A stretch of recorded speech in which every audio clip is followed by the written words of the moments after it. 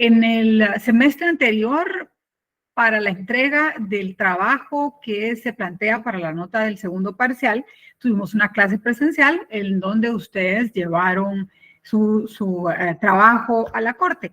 Yo estoy, insisto, esperando la aprobación para poder tener ya nuestra clase presencial también de este semestre.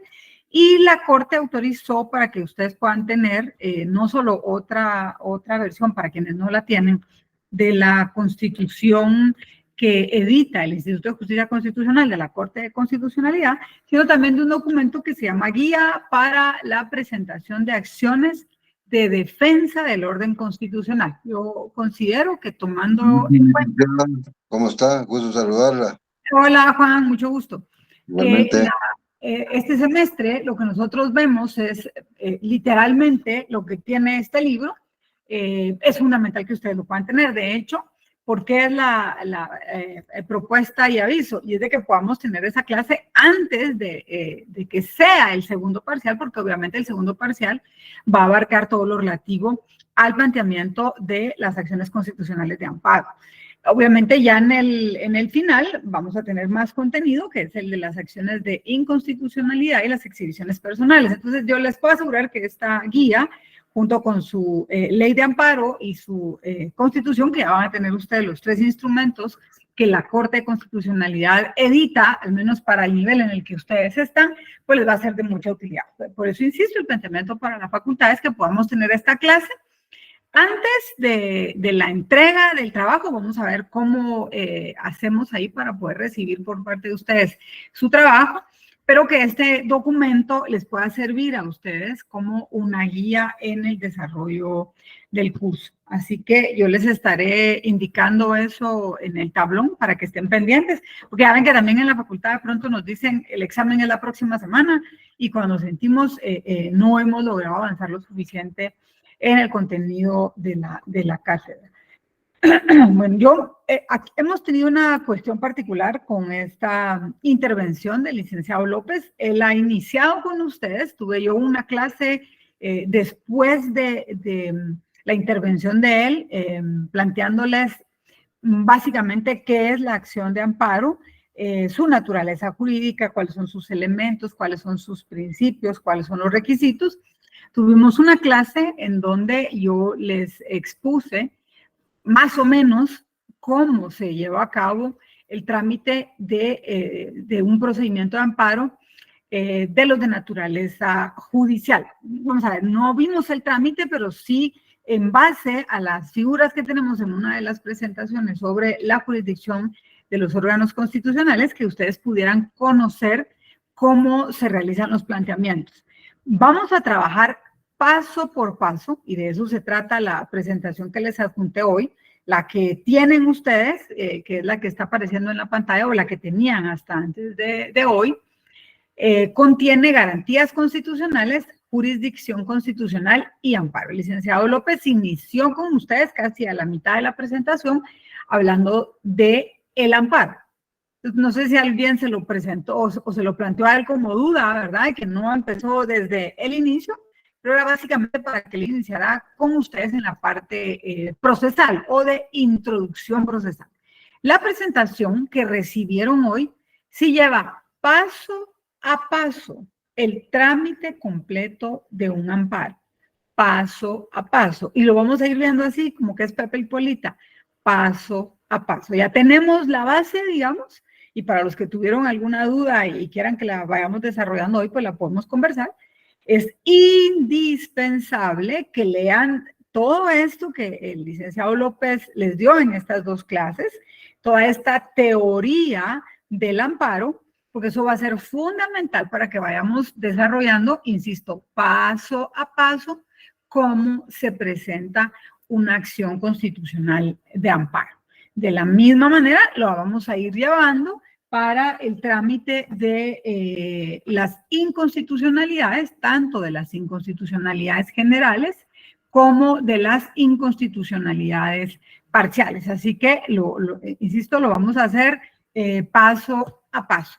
No podríamos iniciar esta discusión o este planteamiento de cómo se lleva todo el trámite de amparo sin que tengamos clara la diferencia de las garantías constitucionales, las garantías fundamentales, y aunque ya lo hemos estado conversando, cómo se estructura la jurisdicción constitucional. Recuerden que pues acá tenemos que tener también toda la base de la doctrina y cómo es que estas figuras han nacido en la historia del derecho constitucional, que es una historia muy nueva, es una historia muy reciente, eso también lo hemos conversado en la clase de derecho constitucional.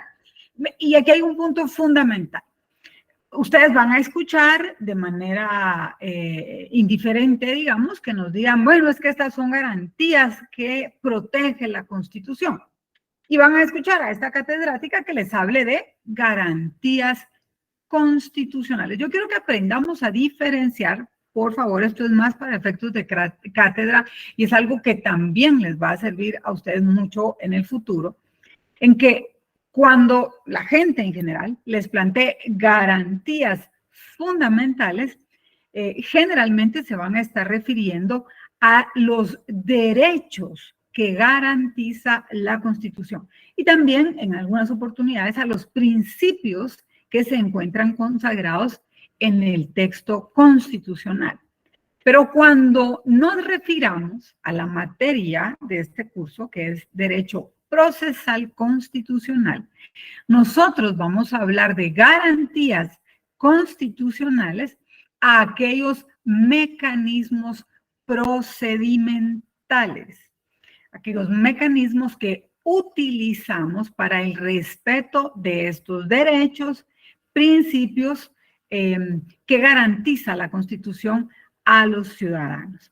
Y esto, ¿por qué lo hace la Constitución? Porque es que encontramos que en el texto constitucional tenemos este nivel de protección de estos derechos y de estos principios. Pues básicamente porque desde la perspectiva de nuestro derecho constitucional y del derecho constitucional en general, el derecho constitucional es la norma fundante, es la norma que nos da las garantías generales como ciudadanos.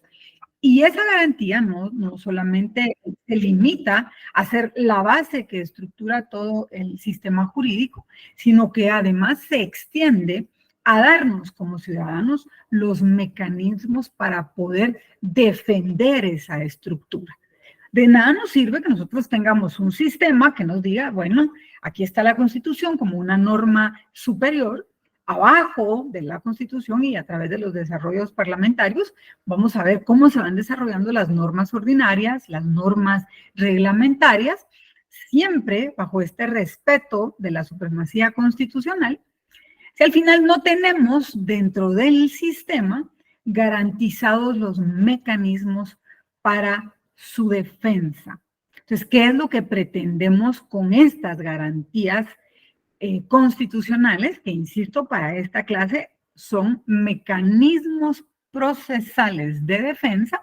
Pues lo que buscamos es activar ese texto que tiene la Constitución y que nos sirva para defendernos como ciudadanos ante las arbitrariedades del poder público. Eventualmente, cuando ustedes ya estén más entrados en materia, vamos a discutir cuando es el mismo poder público el que presenta acciones en contra del poder público, que hay los casos en donde el mismo poder público reclama que ciertos entes de este poder público no está garantizando elementos contenidos en el texto constitucional. Entonces, esto, insisto, es importante para mí que ustedes lo tengan presente. Ya García Laguardia y Fixamudio explican como unos interesantes doctrinarios de la materia procesal constitucional qué es lo que se advierte a partir de esta denominación o de esta designación de garantías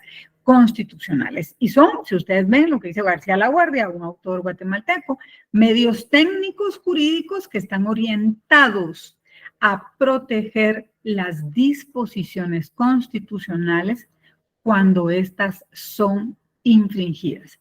¿Por qué? ¿Qué es lo que buscamos a través del planteamiento de estas garantías? Que se reintegre el órgano que se reintegre el orden jurídico que eventualmente se pudo haber violentado.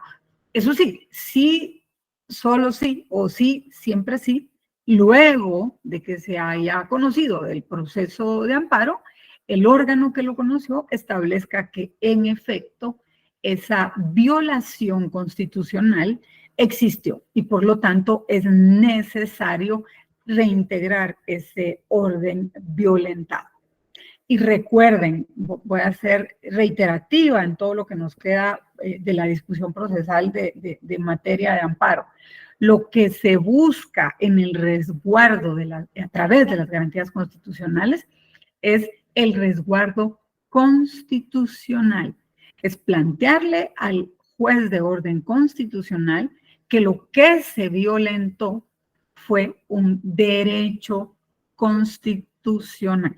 De hecho, la misma norma constitucional establece que en los juicios solamente hay dos instancias. No podemos reclamar en amparo aquello que o no reclamamos en la jurisdicción ordinaria o que simple y sencillamente porque nos es adverso, queremos que el juez constitucional conozca. Si un planteamiento nos es adverso, o si una resolución judicial nos es adversa, pero no existe violación a garantías constitucionales, eso es fundamental que un abogado con principios, con valores, como sé que van a hacer ustedes, asesore a sus clientes. ¿Por qué? Porque ¿qué es lo que generalmente o muchos colegas hacen en los planteamientos de los amparos? Es retardar los procesos. Es hacer que la justicia constitucional se active para analizar los planteamientos y de verdad cuando uno lee las acciones lo que determina es que en efecto lo que se buscó fue retardar la ejecución de las sentencias que la justicia ordinaria dictó en los distintos casos. Entonces eso es muy importante también. Ahora, si ustedes le dicen a su cliente, mire, como decían los clásicos de antes, ¿va? Bueno, si lo que usted quiere es ganar tiempo, pues págueme por eso. Pero aquí no va a ganar mucho porque al final la acción no va a prosperar. Se conoce desde el principio si el planteamiento está dirigido para requerir el resguardo como garantía de este ordenamiento jurídico constitucional. Ahí pueden leer también, ustedes lo tienen en la presentación, lo que plantea Fixamudio, él es un doctrinario mexicano. Y es interesante que veamos lo que dicen los distintos doctrinarios en América para que vean que en realidad la posición es la misma, que no es algo propio de nuestro país, es algo que se advierte en los planteamientos de estas, que en algunos otros países se les denominan tutela. Acciones de tutela, nosotros le llamamos acciones de amparo. ¿Por qué es tutela? Porque lo que buscamos es que un órgano específico con conocimiento específico y exclusivo en la materia constitucional nos brinde esa tutela que nos da esa norma superior. Entonces, esto, insisto, es importante que lo tengamos claro. Vamos a estarle repasando y repasando para los que tengan la presentación, ya se hayan dignado a abrirla y a leerla, sáquenle una copia, imprímanlo, pero este cuadrito de las garantías constitucionales y defensa del orden constitucional es fundamental que lo tengan. Lo vamos a estar repite y repite porque esas son las garantías constitucionales. La exhibición personal, el amparo y la inconstitucionalidad de leyes.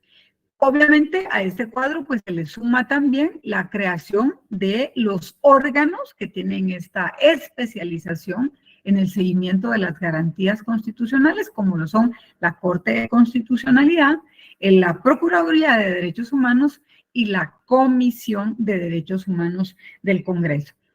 Porque es importante también que se tengan casi que recitar este cuadrito de las garantías constitucionales.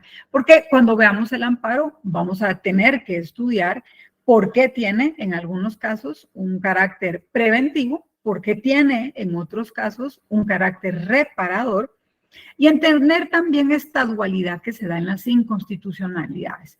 Cuando una inconstitucionalidad se puede presentar por carácter general y las tres variantes para la presentación de una inconstitucionalidad en casos concretos, que son los que ustedes ven ahí, la acción, la excepción o el incidente. Esos son 3 mecanismos procesales a través de los cuales los queremos presentar.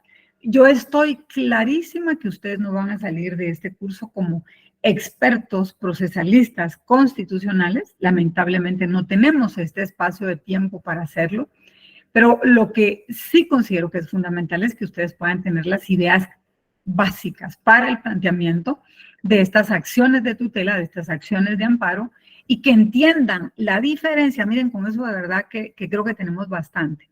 La fundamental diferencia que existe entre la jurisdicción constitucional y la jurisdicción ordinaria.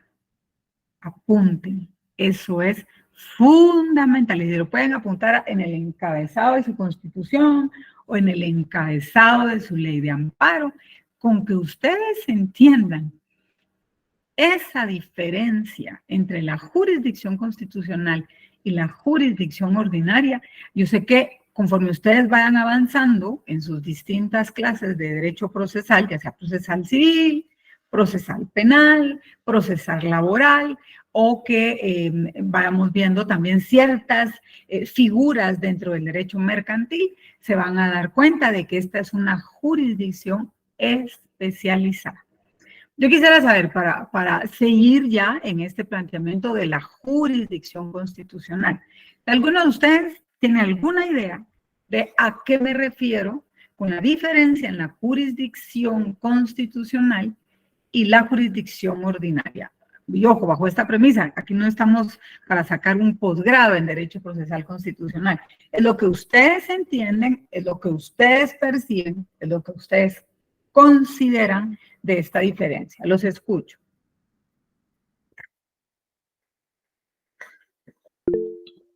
A ver, Jesús. Fíjate que no se te escucha.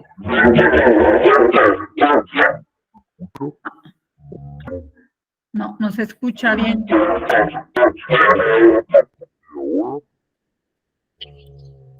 Creo que algo tiene tu señal. No sé si alguien más quiere intervenir, pero si no se le... Hasta miedo nos daba cómo se oye. Para los que tienen audífonos lo han de haber oído feo, ¿eh? Tiene un efecto de voz. Ah, ¿ya lo cambió Jesús? No. No pudo. Por lo menos hiciste que todos gozáramos con tu efecto de voz. ¿Alguien más que quiera, no sé, que tenga una idea, que quiera exponer algo sobre lo que se le ocurre? A ver, Esaú.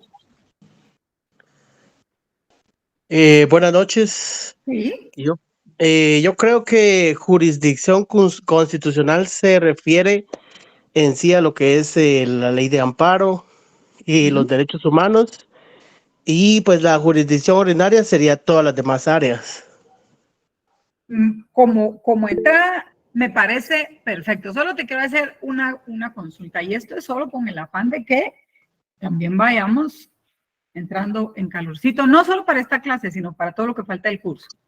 ¿Tú crees, que esta es una pregunta que no es capciosa, no es jurídica, es de lo que quisiera saber de cómo lo conceptualizas tú, pero tú crees que solo los jueces de la jurisdicción constitucional, o cuando están conociendo de acciones de tutela o de garantía, tienen la obligación de observar los derechos humanos?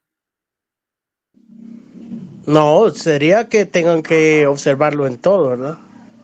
Esa era la respuesta que esperaba. De hecho, así es. Uno de los derechos fundamentales en materia procesal, por ejemplo, es el de la tutela judicial efectiva. Es decir, todos los jueces deben verificar el cumplimiento de las etapas procesales, verificarlos de conformidad, o sería realizarlos de conformidad con lo que señala la norma, porque el cumplimiento de los plazos, el cumplimiento de los requisitos, el cumplimiento de las respuestas judiciales permiten el cumplimiento también de este derecho humano, que es el de la tutela judicial efectiva. Todos los jueces deben de permitir, en el marco de sus competencias y en el marco de la tramitación de los juicios específicos, la participación de la defensa. bajo, insisto, no lo vean como una norma abierta también, bajo los principios que regula cada proceso.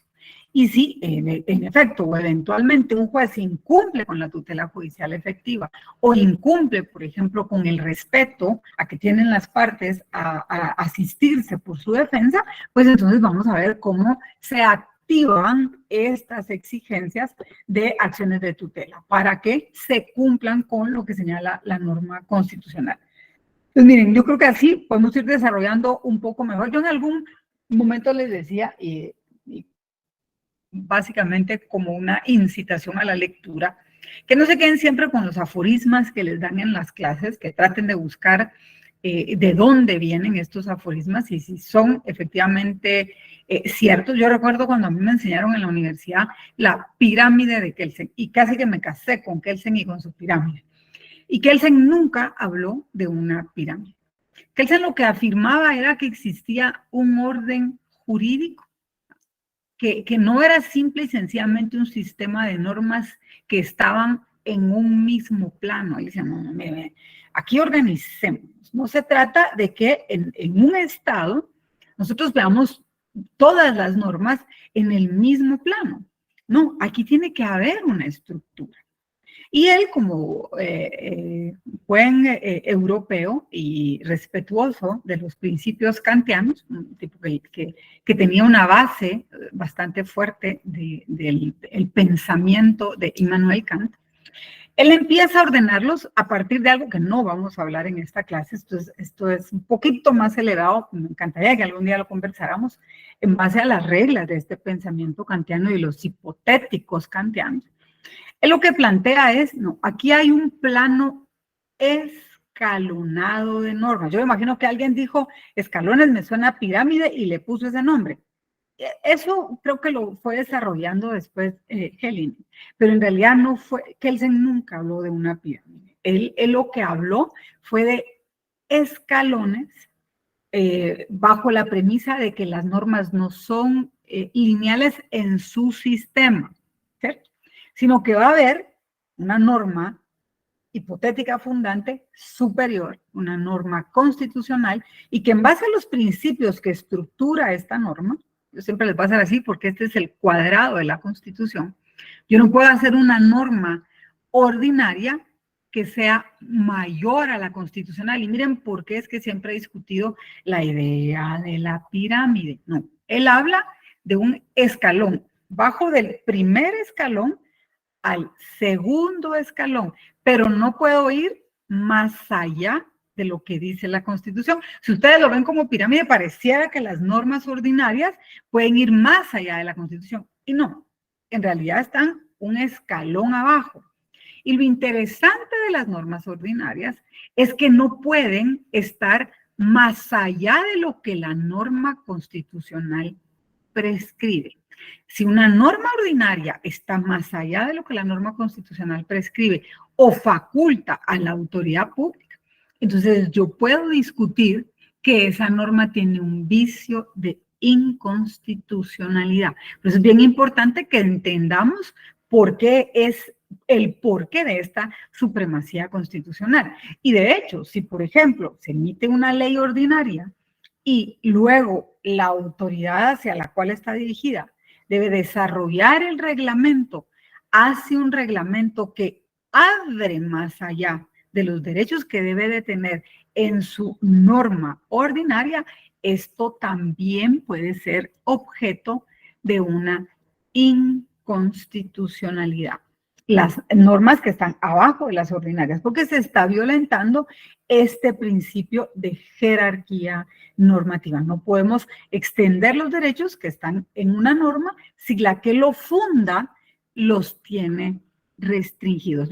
Esto es un poquito complejo, lo vamos a ver en el trámite específico de las inconstitucionalidades, pero les quiero comentar una para que ustedes se vayan poniendo en materia. Por ejemplo, el texto constitucional señala, no recuerdo si es en el 232, me parece que sí, sobre las atribuciones de la Contraloría General de Cuentas. Y menciono esta en particular porque a mí me tocó, sí, es el artículo 232, que discutir sobre esta inconstitucionalidad, y mi planteamiento era, sí, tienen razón, esto es inconstitucional. ¿A qué me refiero? Luego en el 2000, creo que a finales del 2013 o en el 2014, se llevó a cabo una modificación de la ley orgánica de la Contraloría General de Cuentas y se fueron ajustando, para los que son auditores ahí tipo Juan, se acordarán, porque también se modificó la ley de la SAT, como ley orgánica, se modificó la ley de la Contraloría General de Cuentas, un paquete de normas orgánicas y la ley orgánica del presupuesto. En estas modificaciones, pues la Contraloría General de Cuentas tenía que asumir la obligación de modificar también su reglamento. Y hubo dos modificaciones que fueron muy interesantes en la ley. Voy a hablarles primero de la ley orgánica. La ley orgánica de la Contraloría hablaba de la imposición de sanciones a funcionarios públicos. Si la Contraloría hace su trabajo de verificación de la función pública y de pronto advierte que un funcionario incumplió con normas, con procedimientos que tienen que ver básicamente con la gestión administrativa, pues tiene la facultad de imponer sanciones. Pero aquí había una cuestión muy particular, porque las fijaban en función del salario y decía hasta tantas veces el salario, hasta tantas veces el salario. Y el planteamiento que se hizo es que esto vulneraba principios garantizados en la Constitución en cuanto a los ingresos de los trabajadores. Y esto fue muy interesante en la discusión que se tuvo. Se declaró con lugar, de hecho, si no estoy mal, es el artículo 39, 40 de la Ley Orgánica de la Contraloría, y se dispuso, fíjense, en este primer plano, la inconstitucionalidad de la Ley Orgánica. Tenemos arriba la Constitución.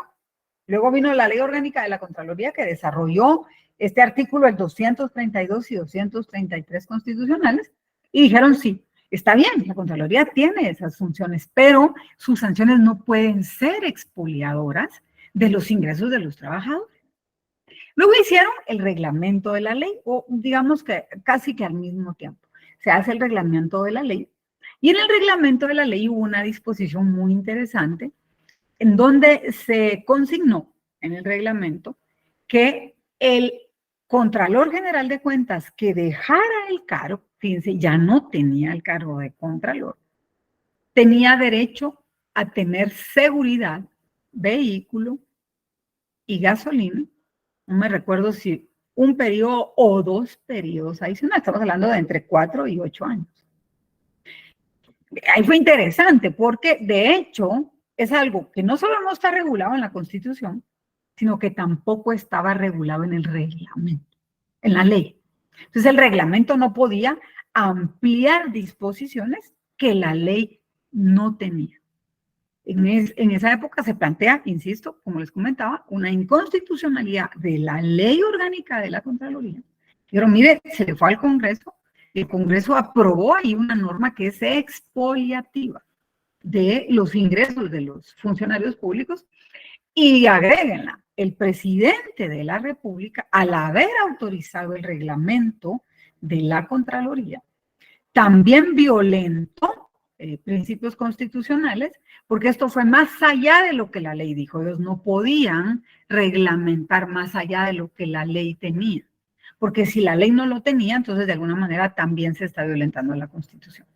Y de esto se trata este entramado, al menos en específico a lo que nos referimos en el tema de la revisión que hacen los órganos constitucionales o la jurisdicción constitucional sobre estos principios que se deben de respetar, que están contenidos en el texto constitucional. Eso nos referimos cuando hablamos de que la Constitución es el texto superior y este control está llamado a verificar que así continúe y que esto permita una solidez del texto constitucional. Si nosotros no buscamos o no reclamamos esta solidez del texto constitucional, entonces cada quien hace lo que le da la gana a nivel de legislación ordinaria y cada quien puede hacer lo que le da la gana a nivel de legislación reglamentaria, que esta ya pareciera que no es tan importante, pasa muchas veces desapercibida, pero es la que más existe.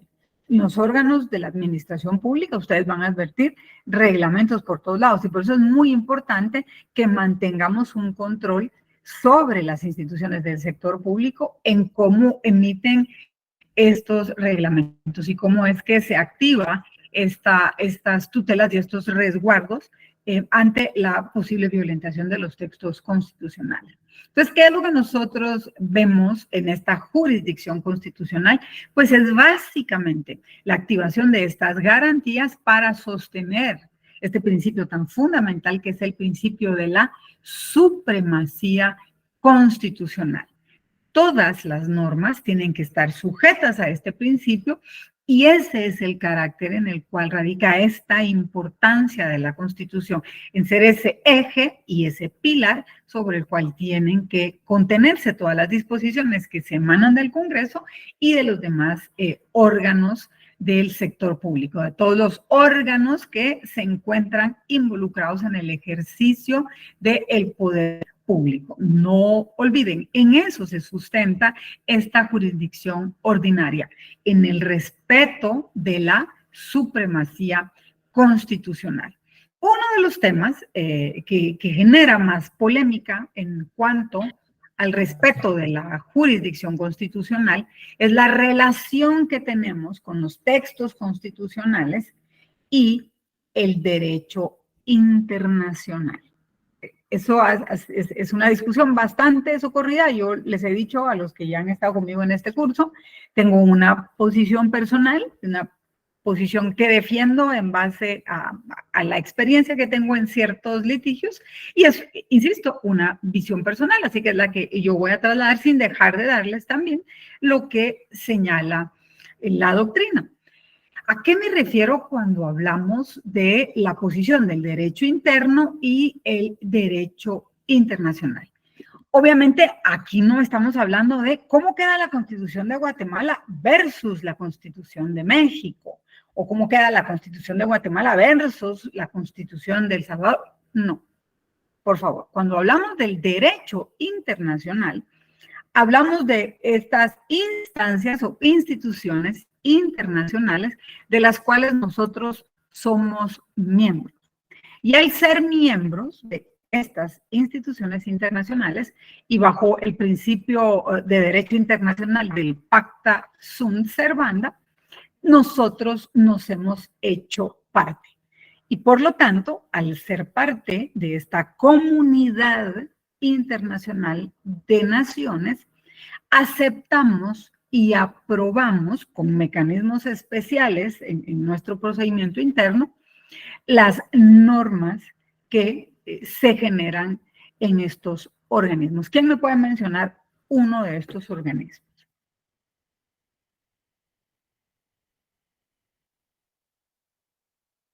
Repita la pregunta, por favor, Rick.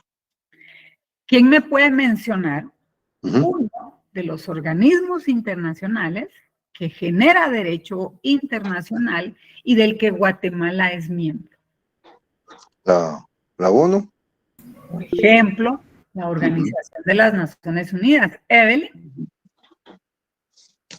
La OEA. Daniel dijo la OEA. Miren, pues, primero se acuerdan de poner su cámara. Y segundo, pican la mano, porque si no, aquí me pierdo entre las caritas de algunos que ponen sus cámaras.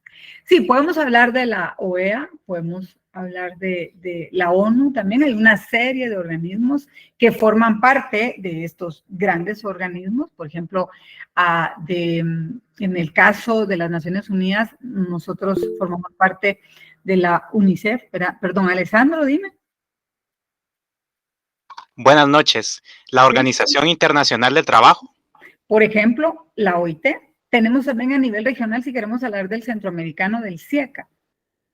Nosotros, como miembros, parte de estas instituciones, de estas organizaciones internacionales, firmamos documentos que obviamente se discuten en el seno de estas organizaciones internacionales y las aprobamos. Decimos, ok, nosotros nos sujetamos a estas disposiciones, consideramos que esto no violenta con nuestro sistema jurídico y por lo tanto somos suscriptores de estos instrumentos. Esta clase no es para que discutamos sobre cuál es el trámite, porque tiene un trámite particular para que Guatemala acepte formar parte de los organismos y acepte la legislación que se genera de estos organismos, pero digamos, una vez están aceptados y ratificados por el Congreso de la República, pues estas son normas a las que nosotros nos comprometemos a cumplir. Entonces, ¿qué es lo interesante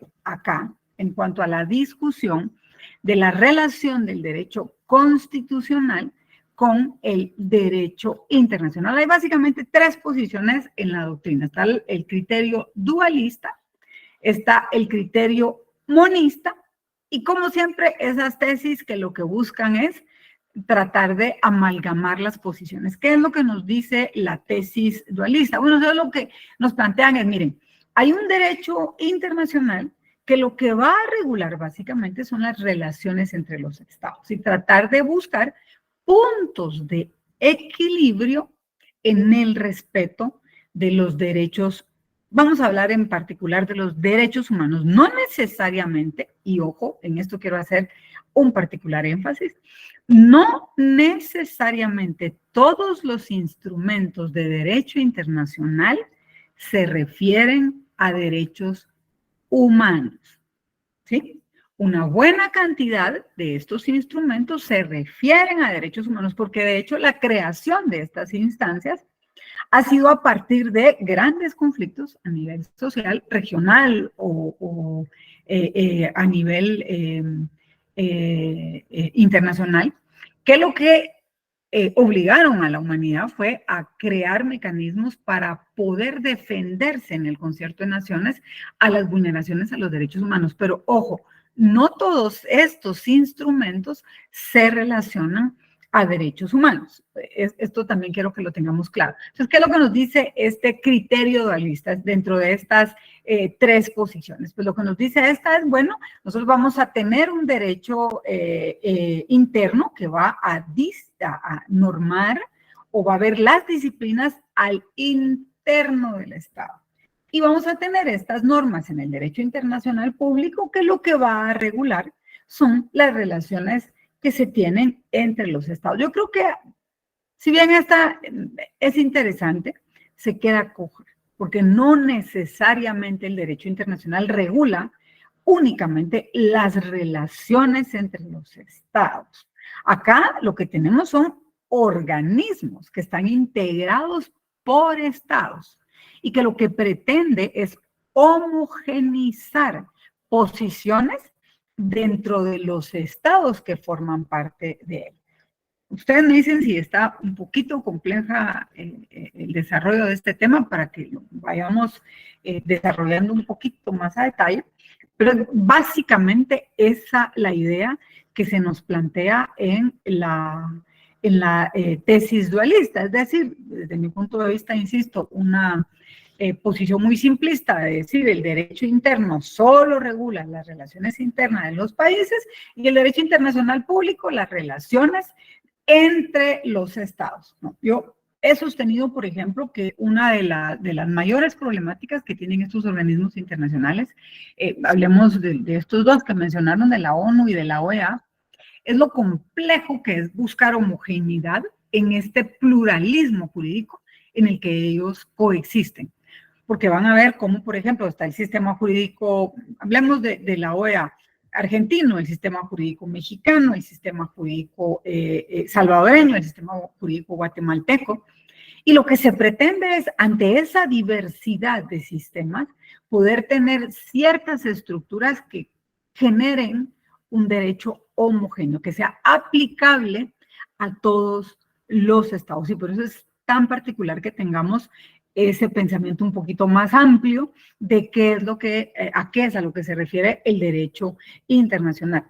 Hay un criterio que es monista, que es lo que maneja este criterio, es que el sistema jurídico es un solo universo y que si yo me adscribo a una instancia internacional, insisto, por este principio del pacta sunt servanda, yo le entrego a este sistema internacional el sistema jurídico propio. Yo le digo, bueno, vea, aquí está, entonces yo me rijo a lo que estos organismos internacionales, a través de estas discusiones que se tienen en el seno de su organización, pues me digan qué debo hacer a lo interno de mi país. Hay una tesis ecléctica que es más o menos integradora, que lo que sostiene es que si bien es cierto, existe este universo jurídico en donde existe, vamos a ver que converge tanto el sistema o los sistemas jurídicos internacionales como el interno, hay particularidades que tenemos que advertir en cada uno de los sistemas, ya sea en el internacional o en el interno. Yo creo que esto lo vamos a ir entendiendo mejor con el desarrollo específico de qué es lo que señala nuestra Constitución. Y viendo cómo es que lo desarrolla nuestra Constitución, tal vez decirles un poco por qué mi posición es la que es la que ustedes van a ver en la presentación, obviamente. Y lo tengo desarrollado a partir del artículo 46 de la Constitución, que es donde surge esta discusión sobre cómo se aplica el derecho internacional o el derecho interno. ¿Quién puede leer, por favor, el artículo 46? Por favor. Si gusta, se lo leo, licenciada. Gracias, David. Léelo. No sé si la puedo leer. Ok, con esto. Artículo 46, preeminencia del derecho internacional. Se establece el principio general de que en materia de derechos humanos, los tratados y convenciones aceptados y ratificados por Guatemala tienen preeminencia sobre el derecho interno. Así es. Ese es el, bueno, no sé si leíste desde el principio el artículo 46, ¿sí lo leíste completo? Sí, ok. Aquí hay una cuestión particular. No sé si puedes leer el artículo, también el 44, por favor.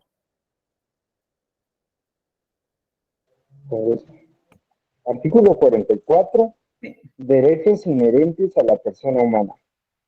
Los derechos y garantías que otorga la Constitución no excluyen otros que, aunque no figuren expresamente en ella, son inherentes a la persona humana. El interés social prevalece sobre el interés particular. Serán nulas ipso iure las leyes y las disposiciones gubernativas o de cualquier otro orden que disminuyan, restrinjan o tergiversen los derechos que la Constitución garantiza. Perfecto. Entonces, miren, pues, ¿cómo empieza la discusión de este tema? Y no vamos a entrarle para que la clase sea de esto, es solo para que ustedes tengan esta panorámica en base al principio de la supremacía constitucional, cómo se dispone bajo esa óptica de la supremacía constitucional las relaciones entre el derecho internacional y el derecho interno. La discusión en realidad para mí se centra en qué incluye el derecho interno. ¿El derecho interno subsume el texto constitucional o el derecho interno inicia a partir del derecho constitucional? Porque miren qué interesante lo que nos dice el artículo 44, por eso es que le pedí a David que lo leyera. El artículo 44 da una apertura para los entes de poder público. Y ojo, ahí están incluidos los jueces, porque les dice, los derechos y garantías que da esta Constitución no excluyen otros que, aunque no figuren expresamente en ella, son inherentes a la persona humana. Yo les dije a ustedes el otro día, vamos a agarrar las convenciones internacionales y vamos a ver cuál de los derechos que están señalados en la convencionalidad no están contenidos en nuestro derecho interno o no están contenidos principalmente en nuestra Constitución Política de la República de Guatemala. De hecho, recuerden ustedes, la Constitución de 1985, que inicia en 1986, es posterior a este instrumento, a los instrumentos de derechos humanos, en particular a la Convención Americana sobre Derechos Humanos, que fue promulgada en 1969. Guatemala, si no estoy mal, la ratificó y forma parte de ella, no recuerdo si en qué fecha de los años 70, pero fue previo a esta Constitución. Esta Constitución se hace con un irrestricto respeto a los derechos humanos. Entonces, aquí hay una discusión en cuanto a esta posición. En sustento de esta posición contenida en el artículo 46 constitucional, ustedes van a ver también un desarrollo en el artículo 9. No les voy a pedir que busquen el artículo 9 de la Ley del Organismo Judicial, porque no sé si lo tienen a la mano, se los voy a leer, pero está en la pantalla. Supremacía de la Constitución. Los tribunales de justicia observarán siempre el principio de jerarquía normativa y de supremacía de la Constitución Política de la República sobre cualquier otra ley o tratado internacional. Aquí se habla, salvo los tratados o convenciones sobre derechos humanos ratificados por Guatemala, pero ojo con lo que dice ahí, que tienen prevalencia sobre el derecho interno. No habla sobre el derecho constitucional. Disculpe. ¿Sí? Tiene un 78. Fue en el tiempo de la guerrilla de García, ¿va? Yo creo, no recuerdo muy bien en qué año de en 1978 es. Gracias, Juan. Y volvemos a la polémica aquí en el 9 de la Ley del Organismo Judicial. Habla del derecho interno. Carecen de validad las disposiciones que contradigan a una norma de jerarquía superior. Un reglamento no puede violentar lo que dice la norma ordinaria, que es la que le da sustento, y una norma ordinaria no puede violentar la Constitución. Y vamos a ir armando esto. Si ustedes ven, hay una ley de rango constitucional, la ley de amparo, exhibición personal y de constitucionalidad, que en el artículo 3, esta es, insisto, ley de rango constitucional, nos dice supremacía de la Constitución. La Constitución prevalece sobre cualquier ley o tratado. No obstante, dice, en materia de derechos humanos, los tratados y convenciones aceptados y ratificados por Guatemala, ojo, prevalece nuevamente la discusión sobre el derecho interno. Entonces, vamos a ir aterrizando. ¿Dónde queda la supremacía constitucional ante las convenciones internacionales? El artículo 204 de la Constitución, y aquí no se trata también de que analicemos, ¿será que la Constitución tiene antinomias? ¿Será que la Constitución se contradice a ella misma en su texto sobre qué es el derecho interno y qué es el derecho constitucional y este principio de supremacía? ¿Qué nos dice el artículo 204 constitucional? Condiciones esenciales para la administración de justicia. Los tribunales de justicia en toda resolución o sentencia observarán obligadamente el principio de que la Constitución de la República prevalece sobre cualquier ley o tratado. Hay una posición ahí que a mí me parece interesante, porque pues es la que sostengo yo, que es la del profesor Pinto Acevedo, que lo que señala es que en efecto el artículo 46 se debe de interpretar en el sentido que en materia de derechos humanos los tratados y las convenciones que ha aceptado Guatemala y que ha ratificado tienen preeminencia sobre el derecho interno, pero entendiendo el derecho interno como la legislación ordinaria, es decir, la legislación que emana del Congreso, nunca sobre la Constitución. La Constitución no puede ser contrariada. ¿Y qué es lo que señala? Así, en caso de existir una norma de un tratado sobre derechos humanos aceptado y ratificado por Guatemala que contradiga una disposición constitucional, pues se puede discutir si en efecto eso puede ser aplicable en Guatemala. Yo, y esta discusión la llevo a otro nivel, en función de los procesos de reforma constitucional. Porque si Guatemala ratifica una convención internacional pero que es contraria a lo que señala el texto constitucional. Y este no es un tema que vamos a ver en esta clase, lo vimos en el semestre anterior, de lo denominado el bloque de convencionalidad y el bloque de constitucionalidad. Nos venden mucho la idea de que está la Constitución y los tratados internacionales en materia de derechos humanos. Y que los tratados internacionales en materia de derechos humanos y la Constitución hacen un bloque. Y que ese bloque es el que se debe de aplicar. Mi discusión es, bueno, ¿y entonces a qué horas modificaron la Constitución para que lo que se dispuso en ese convenio automáticamente forme parte de la Constitución? Cuando la Constitución de este país tiene mecanismos para ser modificada. Y la modificación no pasa por cambiar un artículo, pasa por incluso adicionar un artículo, adicionar un derecho o adicionar un procedimiento. Eso es parte de la discusión. Yo creo que ustedes ya advirtieron mi posición en materia de la supremacía constitucional en función de las relaciones entre el derecho internacional y el derecho interno, es que toda la convencionalidad en materia de derechos humanos en Guatemala, sí, absolutamente sí, es superior al derecho interno, pero no al derecho constitucional. Porque eso está regulado en el artículo 46. Ustedes van a escuchar de pronto docentes que tengan una posición distinta. Esa es la que tengo yo. Y, por ejemplo, hay un artículo en la Convención Americana sobre Derechos Humanos, que es el artículo 2.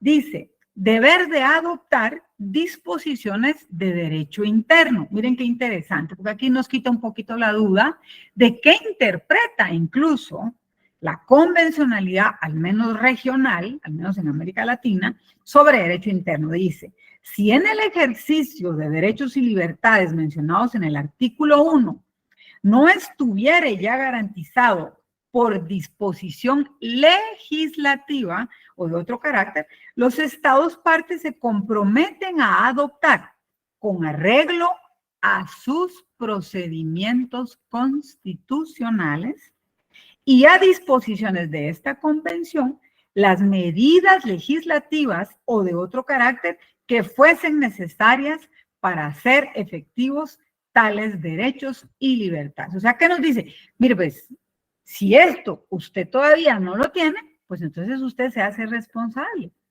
para incorporarlo a su derecho interno. Y en todo caso, bajo sus disposiciones internas, a hacer las modificaciones que usted tenga que hacer para incluirlo en su derecho. Eso se lo dice la Convención. O sea, no dice automáticamente yo entro y colisiono con su texto constitucional o soy superior a su texto constitucional. Esto ha salido, y solo se lo digo como comentario al margen, ojo, esto no es materia del examen, pero ha salido básicamente de dos artículos bastante controversiales en su interpretación, que es el artículo 68 de la Convención, que habla sobre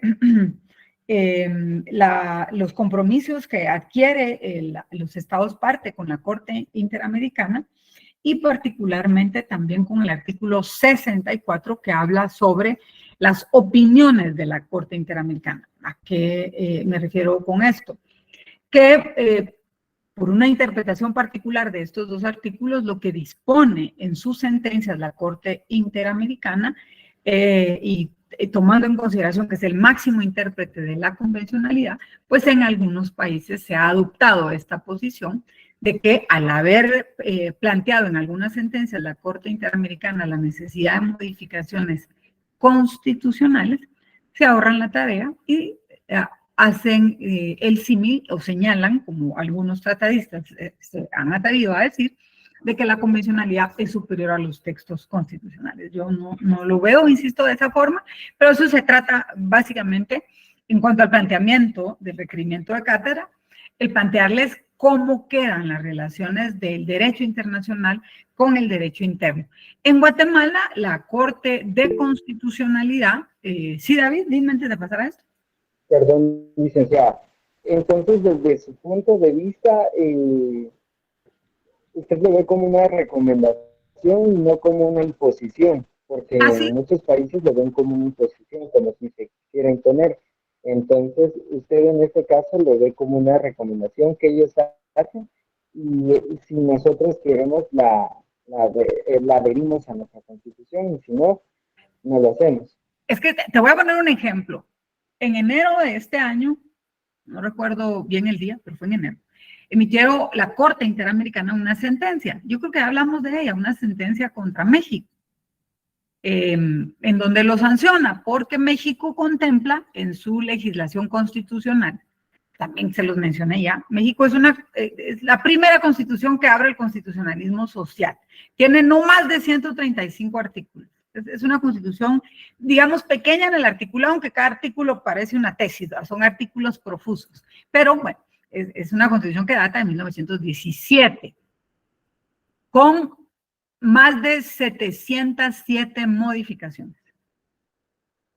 Ojo, más de 707 modificaciones por el procedimiento de modificación que tienen. O sea, ahí no hay filtros. En Guatemala sí.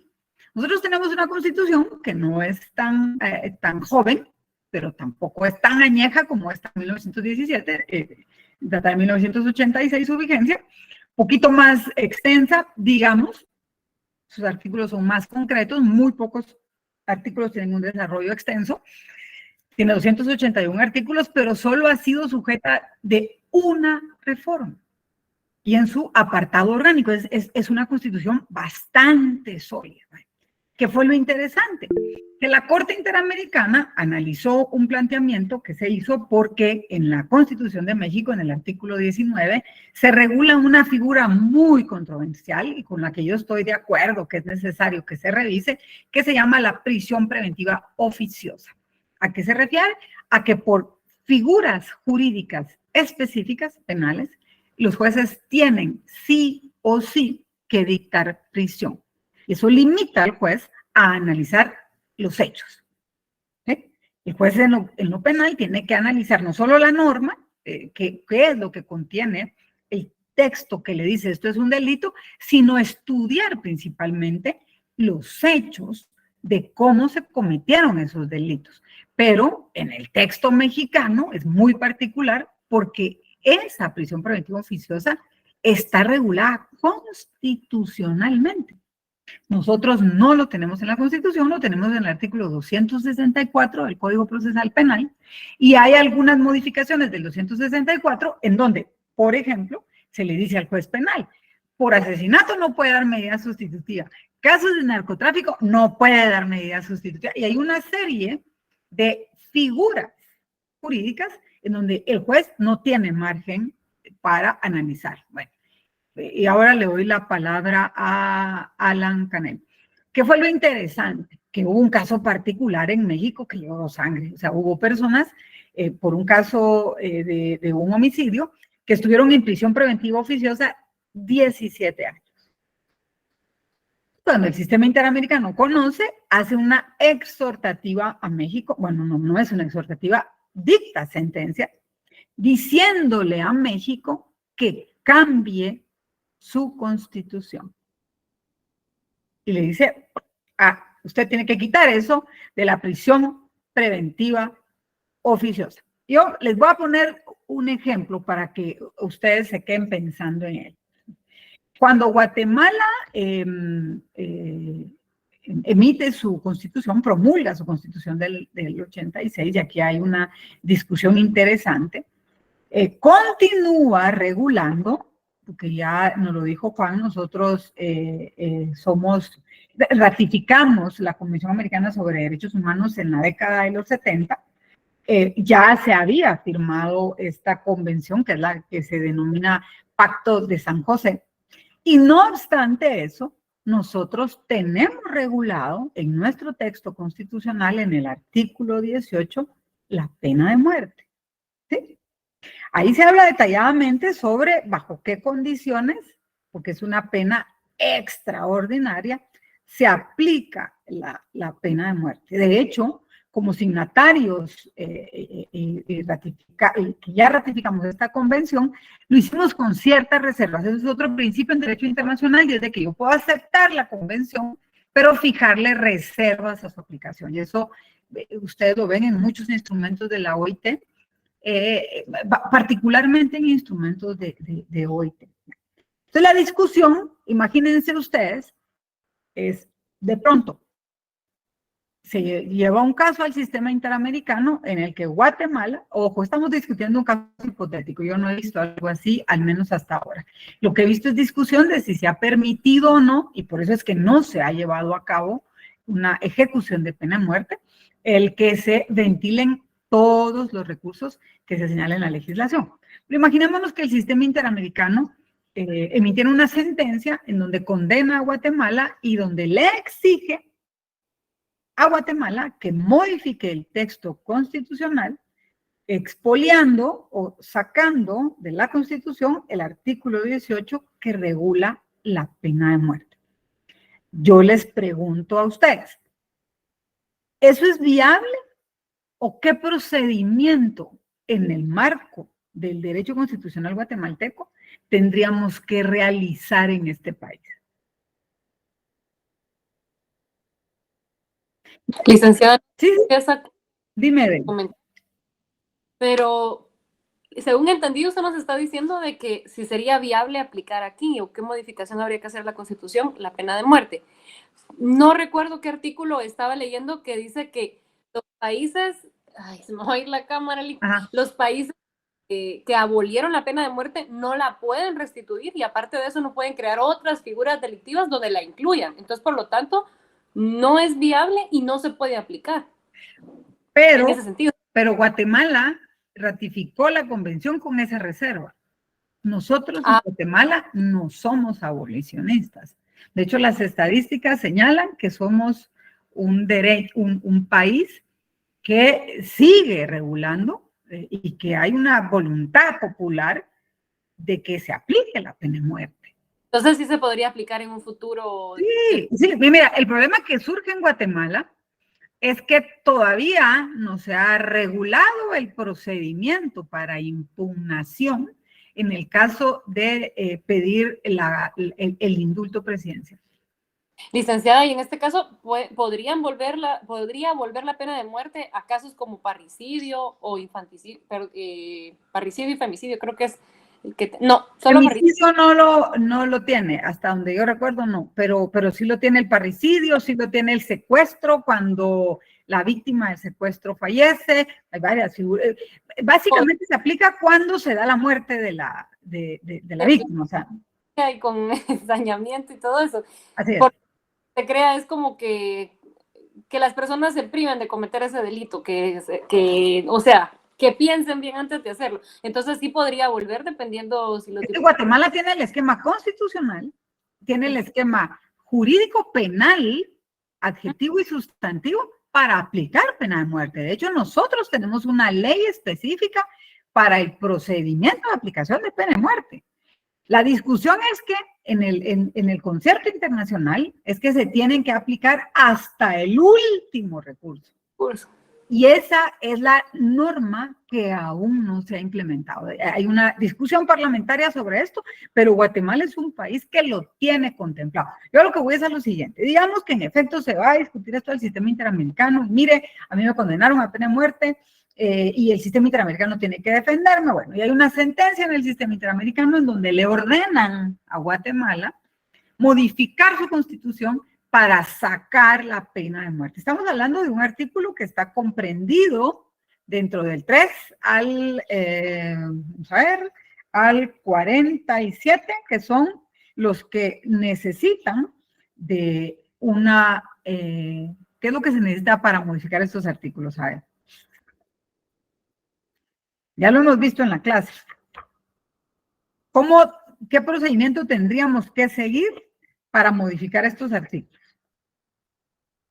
Una consulta, licenciada. Por medio de la Asamblea Nacional Constituyente, licenciada. Tendríamos que convocar a una Asamblea Nacional Constituyente. Ese es el artículo 278. Está comprendido en el capítulo 1 del título 2. Bueno, Pero ¿y qué si los guatemaltecos no están de acuerdo con abolir la pena de muerte? Es que esto es parte de lo interesante. Yo se los dejo a ustedes como planteamiento, yo tengo mi posición muy clara y no los quiero confundir porque esto también lleva mucho tiempo más de estudio para tener esta posición. Pero mi planteamiento es, ¿puede un organismo internacional ir contra la voluntad popular cuando en este caso quien aprobó esta convencionalidad fue un presidente específico y un congreso específico que no tenía la facultad para reformar una constitución y con eso incorporar una convención a la constitución? ¿O puede este organismo internacional decirme a mí que modifique los procedimientos que tiene mi texto constitucional para cambiar mi texto constitucional? Yo lo dejo para que ustedes lo evalúen, porque desde mi perspectiva, desde mi punto de vista y lo que yo defiendo en esta argumentación, es que el Concierto de Naciones tiene que reconocer un principio fundamental en materia internacional que se llama principio de soberanía. Y cuando ustedes escuchen, porque hay quienes vilipendian este término de soberanía, no hablamos de la soberanía del poder público, hablamos de la soberanía que regula la Constitución. A ver, ¿qué dice la Constitución en cuanto a la soberanía? Recuerdan que lo hemos leído varias veces. ¿Qué es lo que dice la Constitución en el artículo 141 en cuanto a la soberanía guatemalteca? A ver, Jocelyn o Esaú, ¿quién tiene por ahí el artículo 141? Ahorita lo leo, Ligda. 147, ¿verdad? 141. 141. ¿Sí? Soberanía. La soberanía radica en el pueblo, quien lo delega para su ejercicio en los organismos legislativo, ejecutivo y judicial. La subordinación entre los mismos es prohibida. Entonces, ¿cuál es el tema fundamental cuando lo que discutimos en el concierto internacional es respeten nuestra soberanía? No importa cuántos, pero cuando este grupo emite una decisión, que ya lo hicieron, por ejemplo, en este periodo electoral, emiten un sufragio, eso se respeta porque eso se llama soberanía. ¿Por qué? Porque es la voluntad popular. Entonces, si a través de esa voluntad popular del pueblo, por eso es tan importante que voten la mayoría, para que la decisión sea representativa. Ahora, lo interesante es, los resultados se dan por quienes fueron a votar, no por quienes tenían la habilitación para votar. Ese es el principio democrático. Ahora, el punto es, esa fue una decisión del pueblo. El pueblo lo delegó y eso se llama soberanía. Entonces, si en el ejercicio de esa soberanía el pueblo decidió que en el artículo 18 de la Constitución de Guatemala se regula la pena de muerte, ¿cómo así que va a venir un organismo internacional a atentar contra la soberanía? Esa es parte de mi defensa en cuanto a los entes internacionales, que se respete la soberanía. ¿Qué es lo que ha dicho a ver, Esaú? ¿Esaú subió la mano? ¿Sí, licenciada, una consulta con eso? Sí, no, buenas noches otra vez. Sí, una consulta, poniendo en una balanza lo bueno y lo malo de estas instituciones y de que Guatemala participe internacionalmente, ¿usted piensa que ha sido más lo bueno que ha traído esta participación o más que todo hemos perdido esa soberanía que deberíamos de tener? Mira, esto te lo voy a plantear rápido, por favor, no es parte del examen, pero es para poder fundamentar lo que te voy a explicar. Aquí hay un problema de repercusión, digámoslo así. Tú firmas una convención, ok, y aquí está la convención, perfecto, la convención regula ciertos elementos o regula estos elementos que negociaron las entidades estatales. Tú vas, discutes ciertos términos, perfecto, y esto queda en ese instrumento internacional.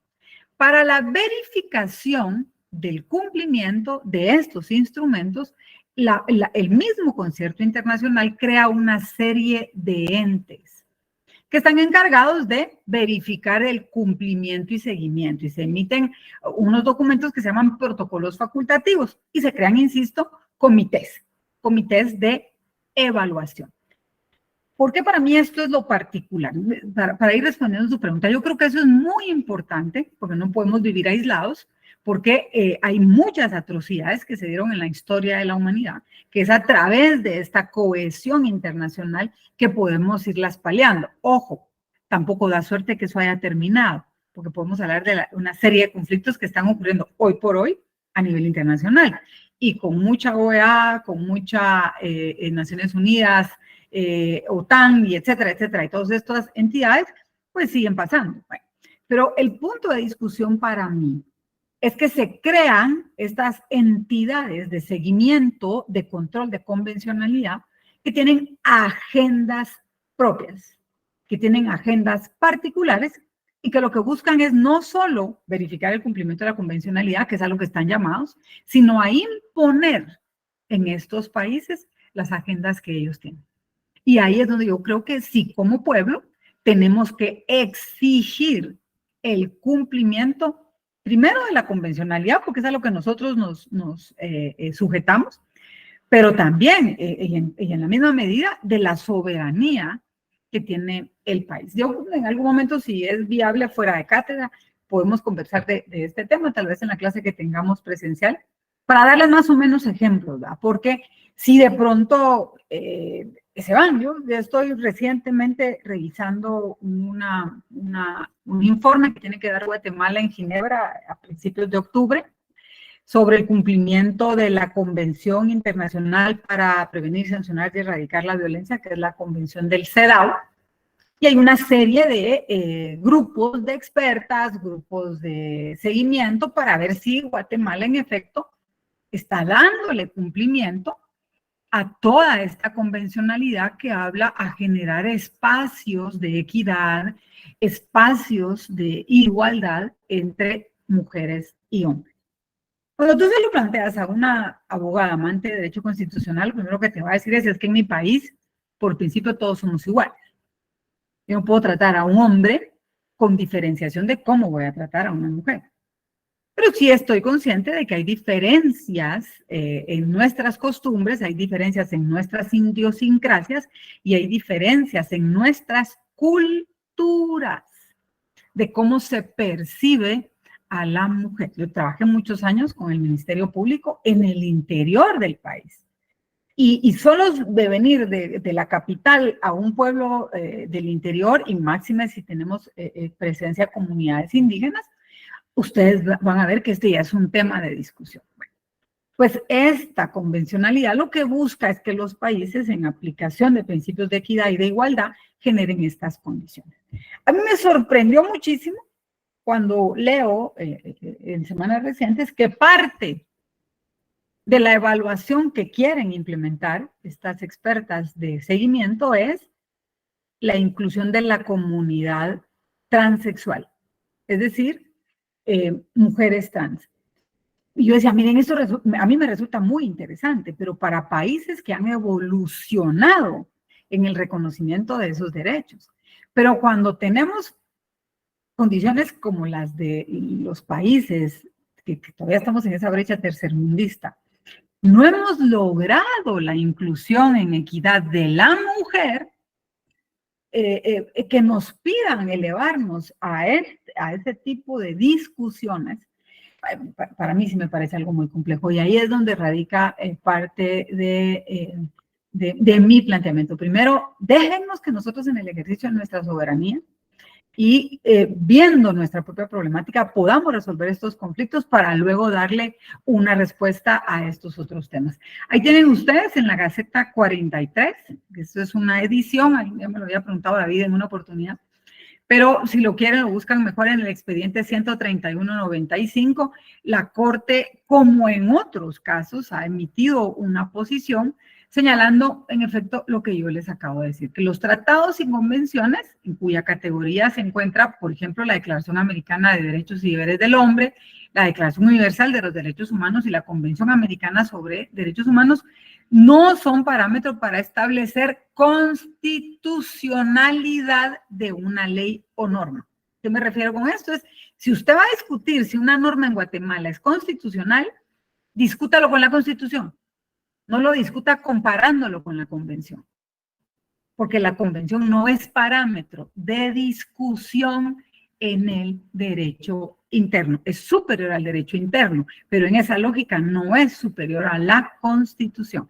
Pues si bien es cierto, el 46 constitucional le otorga preeminencia a esos cuerpos normativos sobre el derecho interno, lo único que hace es establecer que en la eventualidad de que una norma ordinaria de ese orden entre en conflicto con una o varias normas contenidas en un tratado o convención internacional, prevalecería estas últimas. Pero digo, no significa, como se dijo, que las mismas puedan utilizarse como un parámetro de constitucionalidad. Entonces, por supuesto, si nosotros tenemos una ley ordinaria que violenta una convención en materia de derechos humanos, eso se defiende a nivel constitucional, porque tienen esa preeminencia, pero no la tienen sobre la Constitución. Para mí eso era un punto importante. Vamos a ir hablando de la jurisdicción constitucional, ha pasado este tema de la supremacía constitucional, y que es fundamental para mí que lean para la clase que vamos a tener el viernes. Solo les quiero dar una paneada de lo que vamos a ver el viernes, es decir, un recorrido rápido y de la metodología que vamos a utilizar para ir analizando el proceso de amparo. En principio, ya el viernes vamos a adentrarnos un poco en las dos vertientes que existen en los distintos países y que nacen a partir de los desarrollos doctrinarios para el control de los textos constitucionales o este sistema de garantías constitucionales. Como les decía recién, no solo estos organismos internacionales nacen a partir de estos conflictos internacionales, nacen también estos entes de control de garantías. Y esto lo ven, por ejemplo, a partir del cese de la Primera Guerra Mundial. Es ahí como vemos que los países de Europa empiezan a cuestionarse cómo pueden revisar la tutela de garantías en sus distintos territorios. Ven todo lo que ha ocurrido en estos conflictos bélicos y particularmente en el tema de Alemania. Yo no les voy a poner a estudiar la historia de los conflictos bélicos, pero Alemania que pues, tuvo una participación importantísima en la Primera Guerra Mundial. Ellos luego de la firma del Tratado de Versalles se ven fuertemente obligados a cumplir con ciertas normas que se le impone a través de esta unión de países. Cómo esto deriva después en la Segunda Guerra Mundial tampoco es motivo de discusión acá, pero nace a partir de estos conflictos bélicos ese germen del estudio de los textos constitucionales y de cómo garantizar el cumplimiento de todos estos derechos contenidos en los textos constitucionales. Vemos ahí la participación del brillante doctrinario de Hans Kelsen, que a él es el que se le ocurre esta discusión de la creación de un tribunal específico que verifique el cumplimiento de la constitucionalidad de las normas y esta estructuración de las normas con este sistema escalonado. Vamos a ver a partir de ahí una bifurcación en la visión de los sistemas del control de garantías constitucionales. Hay un sistema americano, angloamericano o difuso y un sistema continental, europeo, austriaco, porque todos sabemos que de ahí era Kelsen, o concentrado. Insisto, un sistema americano, angloamericano o difuso y un sistema continental europeo, no se olviden, continental europeo, porque no estamos hablando de Inglaterra. En Inglaterra no hay un texto constitucional con un sistema integrado como lo ven en la Europa continental. Entonces, estos son los dos sistemas que se organizan para la estructuración de los órganos de control constitucional. Guatemala es bien interesante porque nosotros tenemos los dos. Tenemos un sistema difuso y tenemos un sistema concentrado. Insisto, esto lo van a entender cuando yo les vaya explicando el proceso de amparo, pero sí necesito que tengan la doctrina básica.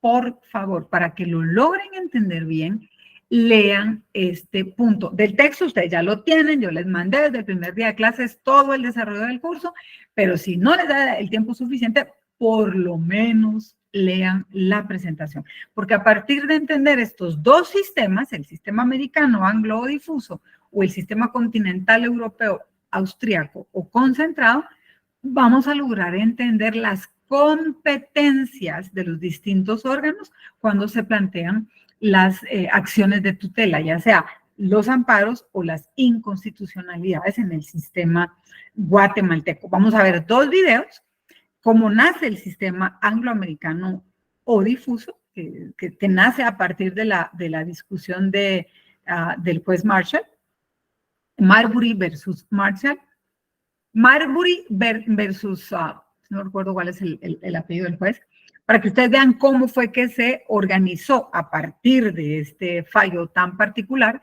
toda la estructura de este control constitucional y cómo es que se organiza este concentrado europeo, que es a partir básicamente de la creación de tribunales con competencias específicas para el control constitucional. Van a ver ustedes ahí cuáles son las diferencias entre el sistema americano, anglo o difuso y cuáles son las diferencias o rasgos característicos que tiene este sistema concentrado. Y miren, solo para darles esto como pincelada. Si ustedes ven en el sistema europeo, continental europeo, austriaco o concentrado, se crea una jurisdicción específica y con ello un tribunal constitucional específico. Les pregunto, ¿tenemos eso o no lo tenemos en Guatemala? Sí lo tenemos. Ese es un rasgo particular del sistema concentrado. Pero si nos vamos, por ejemplo, al sistema anglo, aquí la particularidad es que el control de garantías lo ejerce cualquier juez o tribunal. Y si ustedes leen los artículos 11, 12, 13 y 14 de la Ley de Amparo, van a ver que los jueces de primera instancia, las salas de la Corte de Apelaciones y la Corte Suprema de Justicia tienen competencia para conocer de amparo.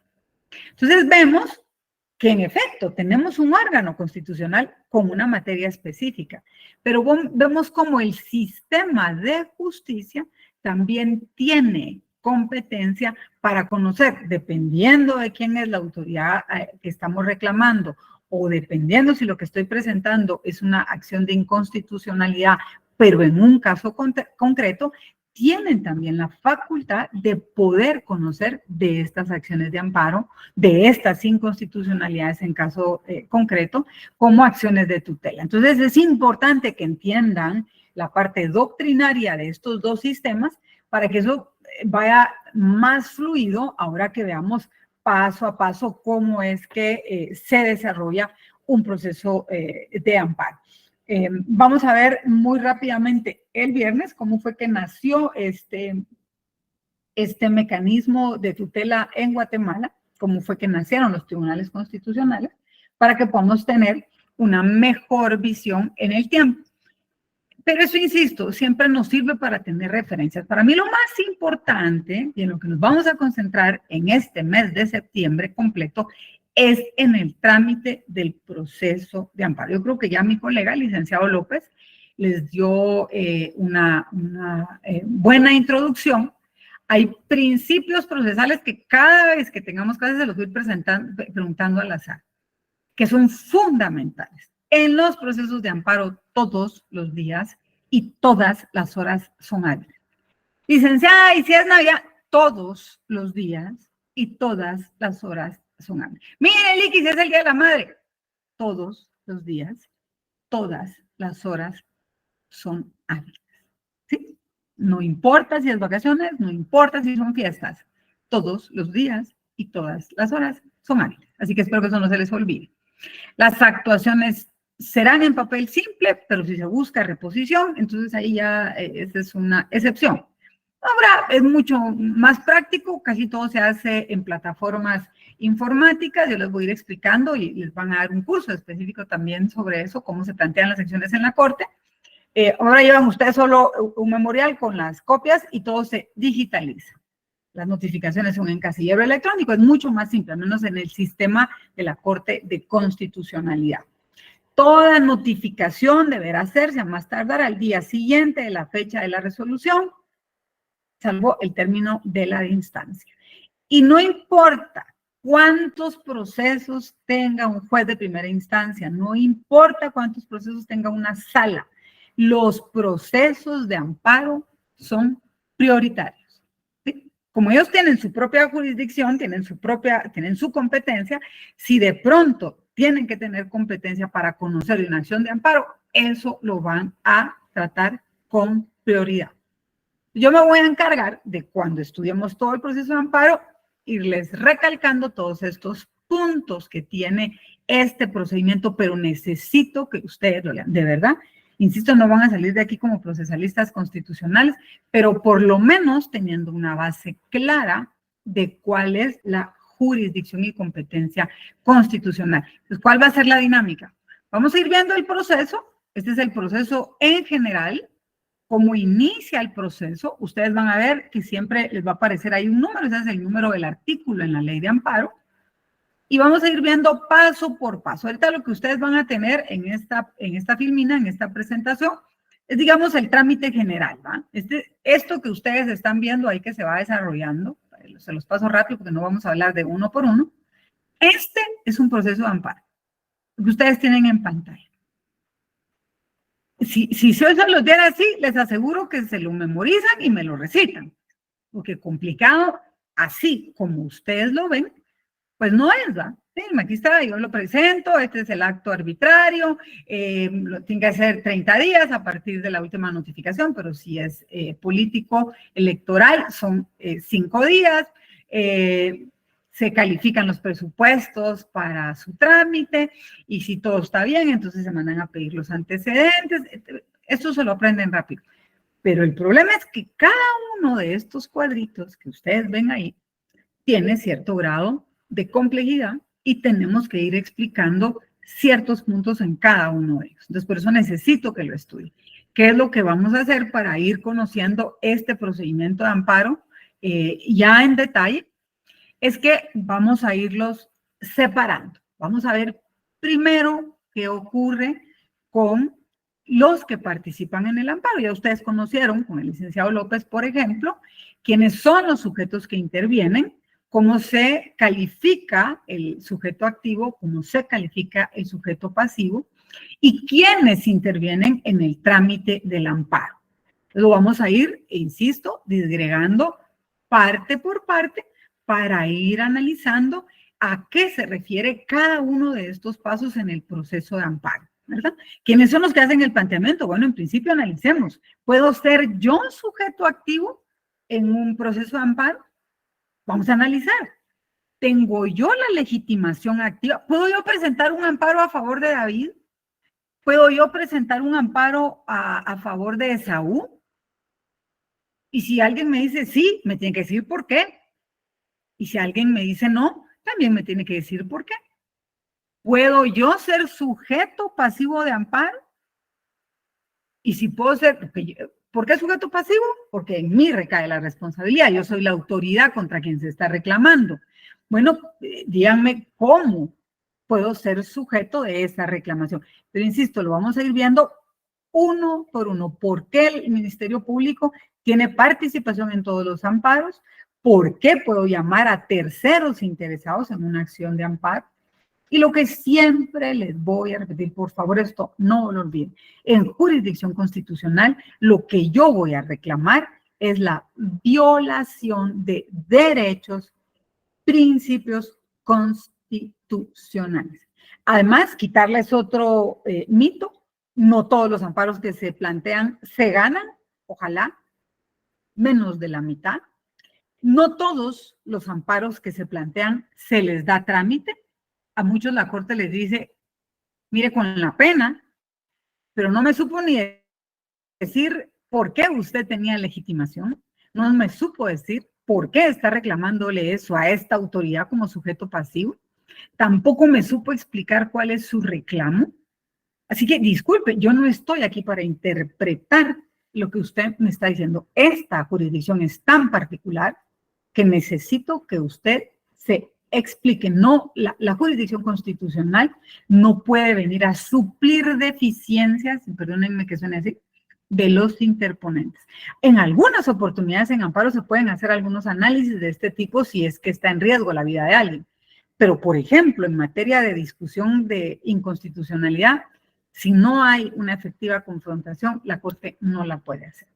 Así que, insisto, yo le puedo dar a esta clase, explicarles a ustedes qué es la acción de amparo, con eso termina mi responsabilidad, pero lo que necesito es que ustedes formen parte de este proceso y solo podemos formar parte de los dos si ustedes leen y puedan traer sus consultas, sus preguntas y sus dudas en el desarrollo del proceso. Así que les agradezco y ahora empezamos a partir del viernes ya de lleno a ver el proceso y vamos a discutir casos explicando el proceso.